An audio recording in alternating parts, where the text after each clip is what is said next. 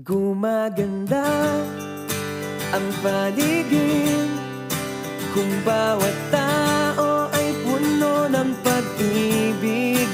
Napapawi ang bighati, masilayan lang ang iyong ngiti. Okay gandang isipin ang isang mundong puno ng pag-ibig.